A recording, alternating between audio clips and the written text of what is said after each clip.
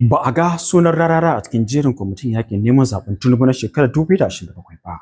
Rahotanni da ke kafin sada zumunta sun nuna cewa an fitar da jerin sunayen wasu daga cikin mutanen da za su taka rawa wajen shirya yakin neman zaben shugaban kasa Bola Ahmed Tinubu a jam'iyyar APC a babban zaben shekarar 2027.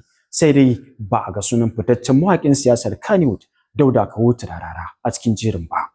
An bayyana sunayen wasu fitattun 'yan masana'antar fim ta Arewa da aka ce sun samu mukamai a tsarin yakin neman zaben shugaban kasa Bola Ahmed Tinubu na shekarar 2027. Amma abin da ya janyo hankalin mutane shine ba a ga sunan fitaccen mawaƙin siyasar APC Dauda Kawutu Rarara a cikin jerin sunayen ba. Rahoton ya nuna cewa fitaccen jarumin Kano kuma shugaban Nigerian Film Corporation Ali Nuhu na cikin waɗanda aka bi wa mukami, inda zai yi aiki a matsayin mataimakin darakta na farko a bangaren tattaro ƙuri'u da goyon bayan 'yan fim da sauran masu ruwa da tsaki a masana'antar nishaɗi. Haka kuma jaruma Mansura Isa na cikin 'yan masana'antar fim ta Arewa da aka bayyana cewa za su taka rawa wajen tattaro goyon baya ga shugaba Tinubu a zaben 2027. Abin mamaki shine duk da yadda Dauda Kawutu Rarara ya shahara wajen tallata shugaban ƙasa Bola Ahmed Tinubu da jam'iyyar APC ta hanyar waƙoƙinsa, ba a ga sunansa cikin wannan jerin ba.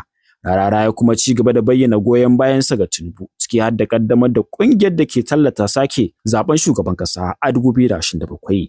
A watan Fabrairun 2026, Rarara ya gana da shugaba Tinubu a fadar shugaban ƙasa, lamarin da ya haifar da hasashe kan irin rawar da zai taka a yakin neman zaben 2027. Sai dai har yanzu ba a tabbatar da cewa an cire Rarara har daga wani kwamitin yakin neman zaɓe ba. Don haka rashin sunansa a jerin da ake yadawa ba lalle ya zama yana nufin an ware shi daga duk wani aikin siyasa ba. Wannan lamari dai ya janyo cece-kuce tsakanin masu bibiyar waƙoƙin Kano da siyasar Arewa, inda wasu ke tambayar dalilin da ya sa Rarara, wanda ya shahara wajen waƙoƙin tallata Tinubu da APC, bai bayyana cikin jerin ba. Shin kuna ganin ya kamata a saka Dauda Kawutu Rarara cikin kwamitin yakin neman zaben Tinubu na 2027? Ku bayyana mana ra'ayinku a ɓangaren tsokaci.